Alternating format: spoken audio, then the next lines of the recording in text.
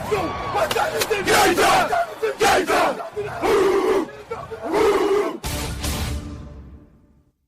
going to be a football game tonight now. No doubt. It's going to be a football game here. Okay. I done been here before. All right, let's go, baby. The 9. Rushing 4, ball comes out of the hands of Newton. It's on the ground, and it's still on the ground. Picked up by T.J. Ward at the 4-yard line. Vaughn Miller did it again.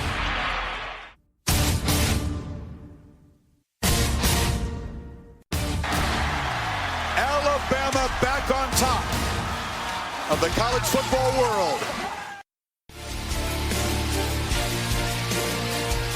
Ladies and gentlemen, football to the max. Your host, Sean Garmer, Gary Vaughn, and Randy Isbell.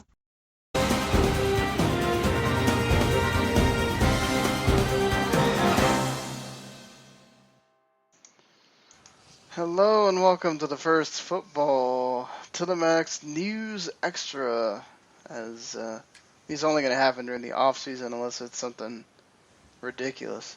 But yeah, so we're here basically to talk about the NFL news that's happened in the last week or so, including up until today, and there's been a couple of news items that have come out today. But I am your host, Sean Garmer. With me is my usual co-hosts here, Mr. Randy Isbell and Gary Vaughn. You guys, I mean, it feels like it's been forever, you know.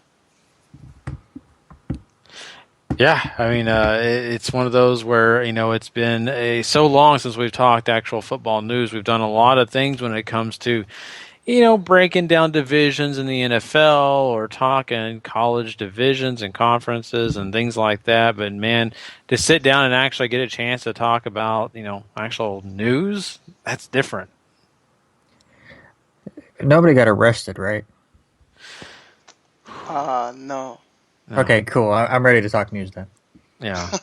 And the guy that shouldn't be named, we don't have to name him today. Thank God. I mean, Best podcast all year. Yeah. I thought you guys would get my joke if we just had a show yesterday. But, yeah, I got that, but, you know, it's just I just figured, you know, some people may listen to this out of order. That's true. People may listen to this. Or may just not care about the AFC South and go, oh, well, I'll just wait till they get to my team.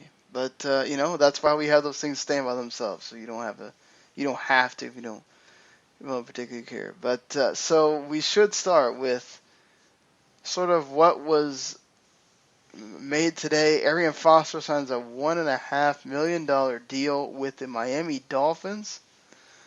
We do know about his issues last year with staying healthy. Of course, had to be out for pretty much the whole year after playing. When I think they played the Dolphins in that, was it the 4th game? That's funny. It's a team that he suffered the injury against. He signs for them a year later. But do you have a little bit more faith now in the Dolphins running game, pairing him with Jay Ajayi? I don't know if I have, you know, more confidence in him. I just got to know if the guy can stay healthy before I can have anything invested in him, besides just my confidence. I love Arian Foster. I've always enjoyed watching him play. He was one of the highlights that really made the Houston Texans stand out, you know, and, you know, besides J.J. Watt, he was one of their go-to guys for a long time, and just the injuries never stopped coming his way. He never got a chance to enjoy a lot of success because of that. So I hope that this is a difference maker. I hope he can come back healthy and have a full year with the Dolphins. If so, yes, I think him and Ajayi could be a good 1-2 punch. Yeah, I'm kind of with Gary where, you know, if healthy, Arian Foster was one of the best running backs in the league. We haven't seen that the last 3 years, especially last year. Had all sorts of injuries, only played the 4 games last year. And it just makes me think that, you know, Arian Foster called around to try to figure out what team he really wanted to go to. And he got a hold of Lamar Miller. And he went, "How is your life in Miami?" And he went, "I never touched the ball." "All right, I'm signing there." I won't get hurt now. I mean, he's set. It's like, cool. I mean, you mean in the second half they ran the ball like twice ever? Cool. I'm in. That's a good point, Randy. Well, I think certainly he provides a veteran presence for Jay Ajayi as someone that's been in the league, knows, he's been a top player in the league, so that helps him as well. It provides where he doesn't have to be the lead back. You can still have Ajayi there, and he comes in for certain spells, and he can also catch the ball out of the backfield as well. Well, we kind of tend to forget that too, but Arian Foster's pretty good receiving back, so that's something to keep your eye on as well. Do they use him more in that capacity for Arian Foster? I think this is a really good signing for the Dolphins. I think certainly their running game, if he stays healthy, much better than just having Ajayi there. So I don't think you can go wrong with this. And he can do, I think it's, if he plays all 16 games, he gets the incentives. And then obviously the incentives get less and less by how many games he actually plays. It's not really by a lot of carries or whatever. It's all about how much he plays. So they were able to sign him to a pretty good deal there if you're the Dolphins. Speaking of another one-year deal, though, the Cowboys have now signed Justin Durant, played for the Atlanta Falcons last year, did not do a whole lot, registered about 82 tackles, but he wasn't, one of the big players on that defense. But with Ronald McClain being out 10 games with that suspension, Gary, you kind of just need anybody right now. Oh, definitely. And especially if the Dallas Cowboys are not willing to let go of Rolando McClain, which that alone boggles my mind. This guy helped him a lot when he was a part of the roster a couple of years ago, and he was definitely a big contributor to their defense not having to deal with being bad at linebacker. There were some bad situations going on a couple of years ago. They've struggled in that area with Sean Lee going down with injuries and other guys in that same position dealing with many different injuries. So Durant was a great player for them. I think they're hoping they can rekindle what he gave them originally, and we'll see if that'll happen. Not real impressive with the Atlanta Falcons, but once again, the Atlanta Falcons weren't necessarily considered one of the better defensive teams in this league in the first place. Randy, anything? No, I'll let you Cowboys guys talk about your new signing. The new old signing, a welcome one for the Cowboys. Hopefully, he can play decent enough. I mean, you just need some, and it all depends because he could be playing more if, say, Sean Lee again continues to be not healthy. The New York Jets and Ryan Fitzpatrick still in a stalemate over money, even though they upped their offer, and Fitzpatrick still, even though they're going into training camp, having some issues here. Randy? Are your hopes getting more and more dashed by the day, or are you still feeling hopeful that they'll sign him? The funny thing is, my hopes were getting more dashed as the draft was coming along, and they went out and drafted another quarterback. I started to worry that the Jets were kind of giving up. We'll talk about a signing here shortly where I think they made it. And the way they have it structured is to help them still get Fitzpatrick. And the one thing that you have to have hope for if you're a Jets fan is the fact that Ryan Fitzpatrick's very smart, obviously graduated from Harvard, knows the offense pretty well, can go in there pretty late and still get the offense down. It's not where he comes in the middle of August and you're worried about him getting the playbook down. I mean, they don't have a ton of new pieces on offense. I mean, Matt Forte being the exception. So the offense can probably still click pretty well, even if he comes in very late. But I would like them to get this figured out. So I'm actually more hopeful now, even though things are still in a stalemate, than I was back in April. But I would rather it be done now so I don't have to worry about it. Gary, any thought? No, I'll let him talk about his Jets. Well, you're going to talk about your Jets again as Muhammed Wilkerson gets a big extension. He was trade bait at one point. Yeah. And now they've extended him, and that Jets defense just as great as last year. Yeah, if not better. And listen, I thought he was going to get traded because he was going to want a lot of money, and he got it. What was it, a 5-year extension for, $85 million or something like that? I'm trying to figure out how much was guaranteed. It was a ton. But the fact is, it's mostly set after next season. I was looking at some of the details, and he gets $7 million this year, and next year he gets 14. So they'll have to figure out cap stuff next year. But I think they can finagle some stuff. But that defense is gross. Some of the talent they have, especially up front, is ridiculous. I mean, their whole goal is get as much pressure as they can on the quarterback, so he has to throw it up, and their great corners like Darrelle Revis can go out there and snatch it. And having Wilkerson out there is great. I thought he was going to get traded just for the fact of, they had other issues elsewhere, and the cap was very tight for them. But they've been able to really work around the cap a lot. And if they get Fitzpatrick, all of a sudden you're looking at a real contender. Yeah, and this is a big deal because, working with Wilkerson is very important to that defense. And, it's not only going to be good now with him, it's definitely solid. And, they're still trying to work out the stuff with the quarterback. I get that. But right now, this is a strong point, and go with your strong point right now and don't lose that. We'll see what happens with Fitzpatrick, though, down the road. But Wilkerson, set.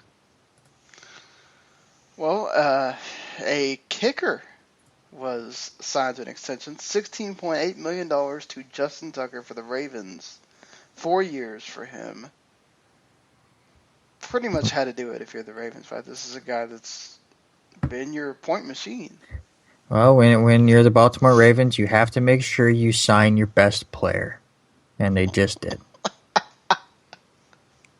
I wonder how Robert would feel. Man. Well, the reason why this is important, guys, is because the NFL is actually looking for ways, again, to make kicks more difficult. And they are still really thinking about narrowing the uprights. So what they're going to do is during the preseason, they're going to put a microchip in every ball so that they can test to see how far the ball goes on a particular play and how close it gets to the goalpost on a field goal or a point after touchdown. And, if it proves that it gets too close and they can narrow them, perhaps next season we're looking at narrowed goalpost. And, man, this is a two-way street here. This could make the job a lot more difficult for kickers. So that means, what you expect out of a kicker becomes different. And it also could mean that kickers either get higher contracts, or they lose more of their jobs. I mean, it's already hard enough for these kickers. Yeah, the kicker carousel is going to get a little bit more crazy if something like this happens. And it'll be very interesting to see how the preseason goes and what, statistics they come up with all of this. But I don't know about you, Gary, but hearing that they're going to put microchips in the football, I just instantly go to another sport that I follow in tennis, and the way that they're able to get replays so quickly because of the microchips in the ball, and they can just track where it's going and say whether it's in or out so fast. I'm thinking more instant replay usage with microchips in the football. Yeah, and I think so too, and I think that'll alleviate a lot of this stuff that comes down to spot of the ball, and a lot of people saying that the refs are screwing up, and that stuff that takes up so much of our time during the football season can be deleted, and we can just go ahead and move forward with other things that may have been plaguing the league, and cut down. I mean, they're already cutting down in injuries or cutting down in other areas. Cut down on all this extra time on figuring out controversial Yardage, controversial. Where was the ball? Did it hit the ground when the receiver caught it? I mean, if this microchip, is, I'm hoping, to the technology that we have with other things, I would hope that it could, be able to tell us those types of situations. Yeah, and I don't mean to undercut kickers here. I mean, they already get a shit rap as it is. But to me, Sean, I mean, the one play that I keep thinking of when it comes to these microchips is how many times you see, 3rd and goal at the half-yard line and the quarterback just runs into the pile and they're like, well, the ball could be anywhere in there. And now, with these microchips, if they feel like it, you could just all of a sudden just, okay, there's the ball, here's the line. If anybody out there watches tennis like me, they have that whole zoom in into the line, and then it tells you if it was there or not. I like that a bit better. But as far as the kickers go, I don't want them to make it harder. I feel bad for them already. Yeah, I don't either. I mean, these guys, I mean, you miss a couple kicks, you might be gone the next game, and now it's going to be even more difficult for them to hang around. I get it. For the game, they want more kicks to be missed. I guess so you have more touchdowns or more turnovers and whatever, so that you have more chances for the ball to switch hands. But, man, creating chaos isn't always the best answer. Sometimes you just keep the game the way it is because it works that way. I think you try to tinker with it too much. They constantly are always, and I give credit to the committee, they're always trying to find ways to make it more competitive or whatever, but sometimes maybe you need to just leave it alone on some aspects. Not always the thing you need to run to make a change.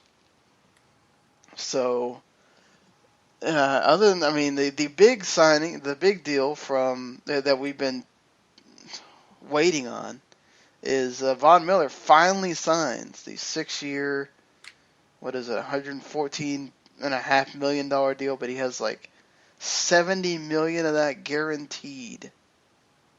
The highest ever for a non-quarterback. Deserved for Von Miller? You know what? I mean, I think there's a lot of controversy when it comes to saying who deserves what. But for me personally, right now, that guy won Super Bowl 50. He won a game where I really feel like if he was not up to 100%, he didn't play that game. That game's different, a lot different. And so I really feel like, I mean, I think the guy deserves a lot of money, and maybe this is the number. It's hard for me to argue against it right now because it's almost like when we talk about MVP, sometimes they have to stretch it to find one. Last year, there was no stretch at all. He ran away with the MVP. I actually think I mean, obviously, I think it's well deserved. And do I think he's the best defensive player in the league? No. But this is just how things go. He's going to get this big deal, and then J.J. Watt's going to top him, and we're going to just continue on this path. The number to me that really jumps out is how much he got guaranteed, which I think is a good sign that NFL teams are now guaranteeing much higher percentages of these contracts for players that could go out there in the first day of training camp and get hurt and just not be the same. And now they're allowing these star players who have brought them so much money, so much success, the ability to take that deep breath going, well, if I do go out there and get hurt, I'm still covered. I'm still secure. I mean, they're going to get secure anyways with the amount of money we're talking about. But everyone's like that. How much money can I get, and what's going to happen if all of a sudden my ability to do my job is gone? What am I going to do then?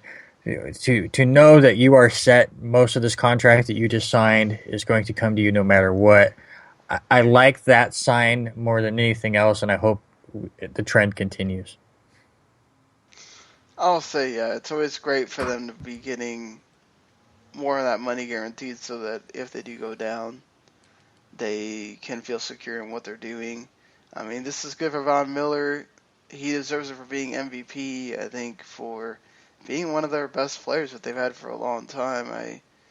So, especially with DeMarcus Ware taking a more diminished role this season, they're going to count on Von Miller even more. So, let's see if he comes in and plays after he gets his big money. Not everybody does that. Sometimes they get big money and they aren't the same player after that. I don't think you're going to have that problem with Von Miller, but,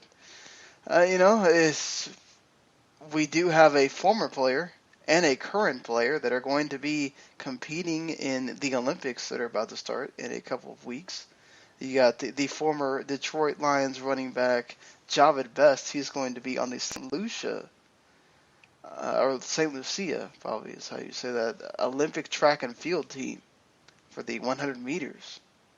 That's pretty cool, but, something that maybe Randy knows a little bit more. I watch this sometimes. Current New England Patriots defensive back Nate Ebner is going to be in the U.S. Rugby Sevens team. Pretty cool for him. Yeah, very, very cool. A little bit more dangerous, I think, than track and field events. Rugby is no joke. I mean, if you've never seen rugby, especially the sevens, where just the hits are crazy, zero padding, they're fun to watch. I was actually able to play it for 1 year at my college. Not that I played for a legit college team. It was just more of a club, but it's no joke. And then you take the size of legit athletes that aren't looking like me and add in the amount of physicality on that. It's cool for the Patriots to allow him to do this, to represent the country in the Olympics, but you got to worry about him coming back not the same. Anything, Gary?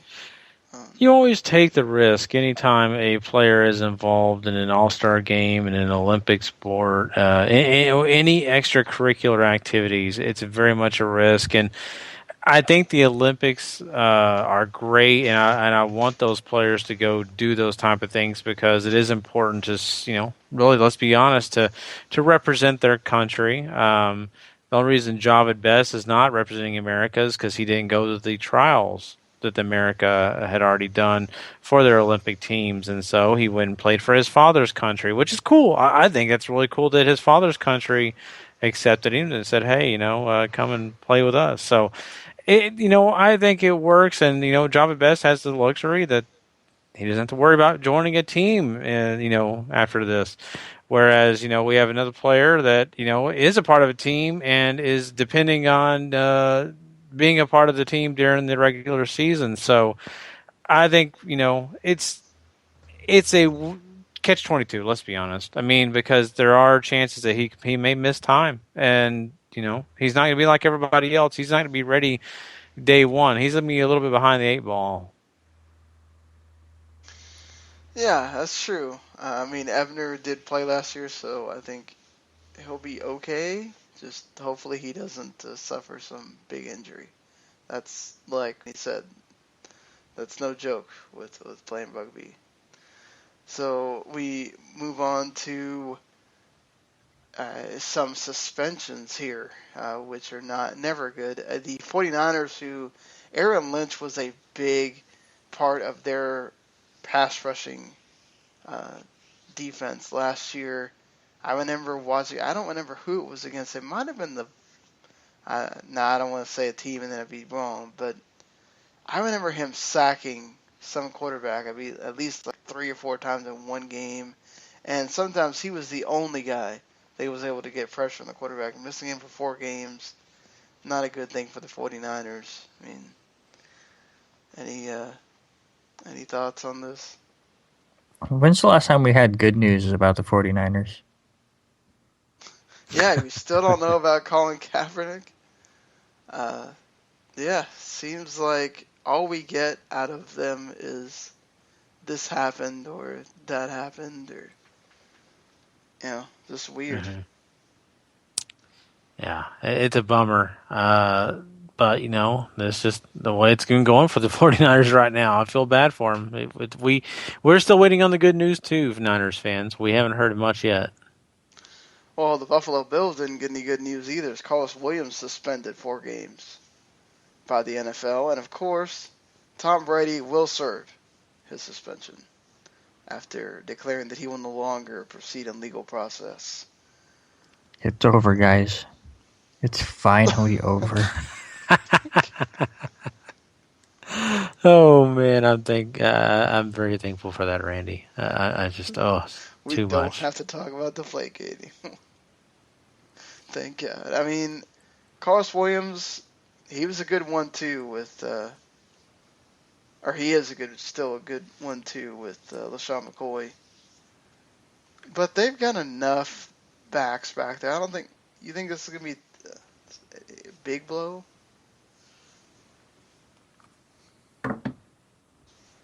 No, even though the Bills did get my boy Jonathan Williams arrested, but that's fine. Yeah. Oof. I think they'll survive. Carlos, he's a good player, but I think that they can find their way around it. I'm not too scared. Yeah, I mean, he's going to be missed, but I mean, like you said, you have McCoy there who did not get suspended for his the allegations that he went through during the offseason as well. So, I mean, they're going to be able to cover him a lot better, those 4 games that he's going to miss than you're going to see some of these other suspensions. David Amerson, the best cornerback that the Raiders have, gets a 4-year contract extension. So the Raiders keep on with their guy. But a defensive back who didn't, surprisingly, Eric Berry. He's going to have to play on that franchise tender. I know they're worried health-wise, but this seemed like so weird he did not get his deal. It is. It is very strange. And, usually teams try to work things out like this because they don't want to go into the season with either side, really concerned. And, I mean, I get it. I mean, it's a team situation that they want to make sure that they have what's right for them, and the player just, has to sit it out. But I think it's gonna be in both parties' minds this season. I'll tell you that. Yeah, the thing that more worries me is that it looked like they weren't even close to a deal. All reports you saw were just, and they were on 2 different spectrums. But Barry's going to get his money. I mean, what was it, $10.8 million, which is higher than any other paid safety right now. So I don't think he's hurting, but of course he would like a longer-term deal, I'm sure. Yeah, I'm sure he will, and he probably will if he plays well this season. This is the thing now. Now he's motivated again to play well this season because he doesn't play as well. The Chiefs can come around and not offer him anywhere near what he was asking for previously. So this is going to be a big deal for Eric Berry and for the Chiefs going forward. You hope that he plays that well because he's a key part of that team.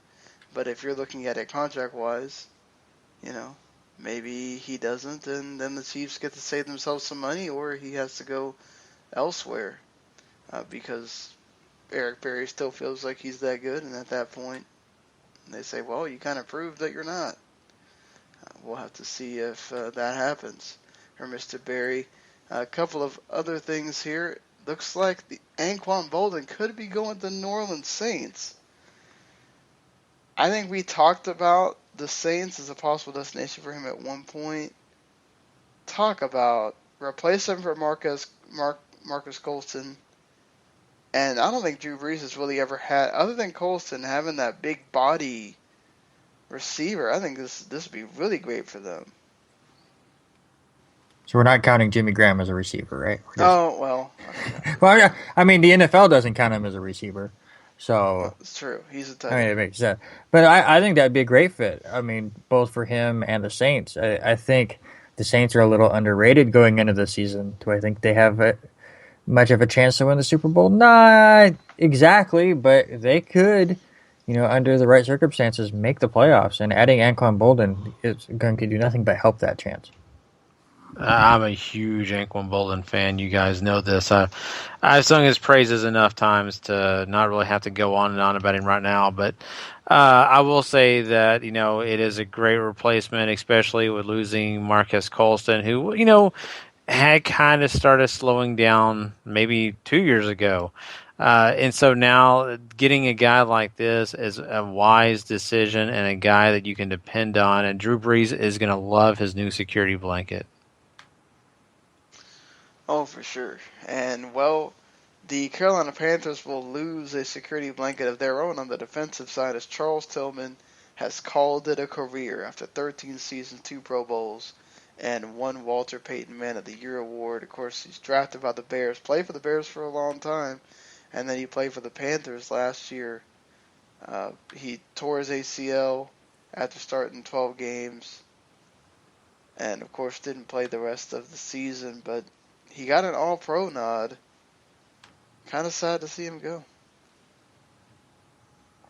Yeah, definitely great career for Tillman, and it's going to be a big miss for the Panthers as they continue to lose pieces on that defense. Yeah, it's definitely a sad situation because of the fact that,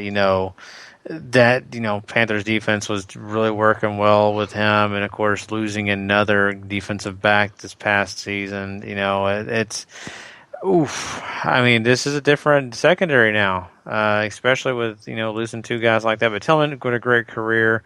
It's kind of sad to see him leave. Yeah, certainly. We're gonna miss that peanut punch, man. Yep.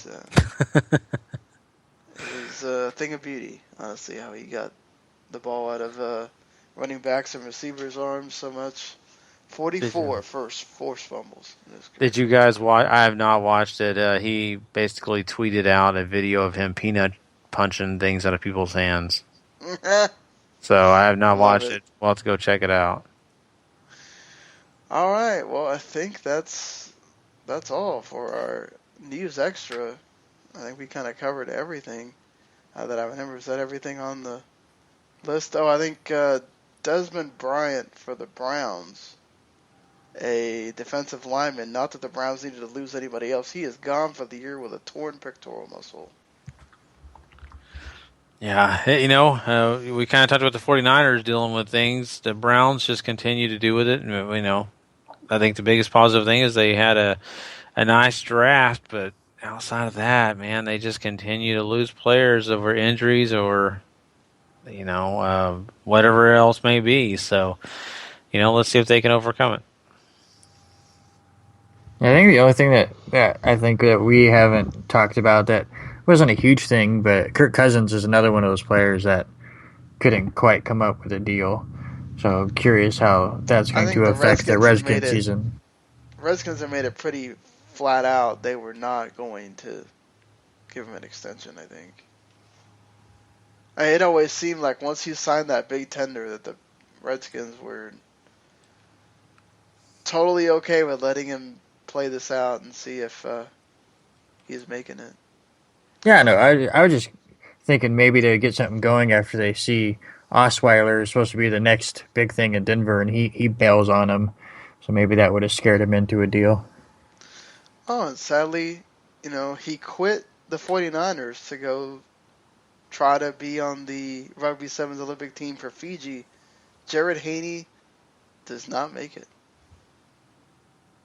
I wonder if there would be a team that picks him up again. Kind of sad. That is sad. And fantasy advice for you guys. Todd Gurley says, draft me number 1. No.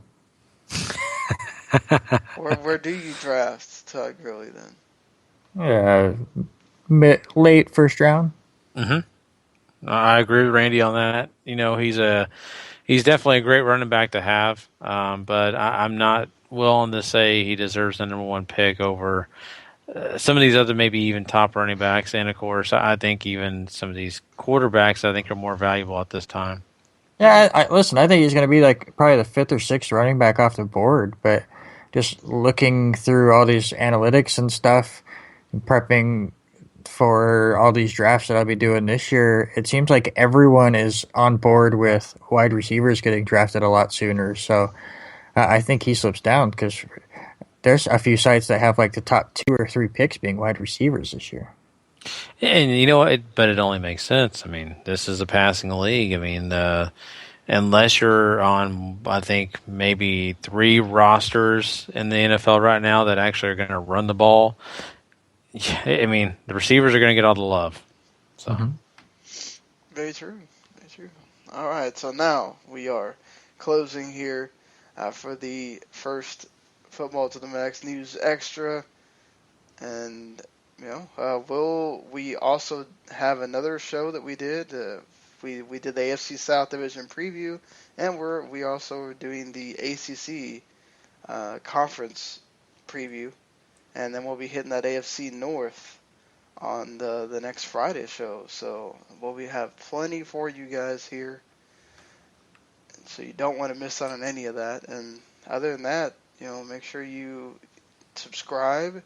You can find it on iTunes, Stitcher, SoundCloud, YouTube, wherever it is that you enjoy listening to us. Hit the subscribe, maybe hit that review on iTunes or wherever it is that you enjoy listening. And always that WTM Network that we want to push for you guys. This is not the only show that we do. Whether you like wrestling, whether you like video games, whether you like other kinds of sports, it's there for you, and it's continuing to grow. So check it out. Again, in the same places pretty much where this podcast is by itself, you can check it out there. So, all right. Well, we'll see you around next time.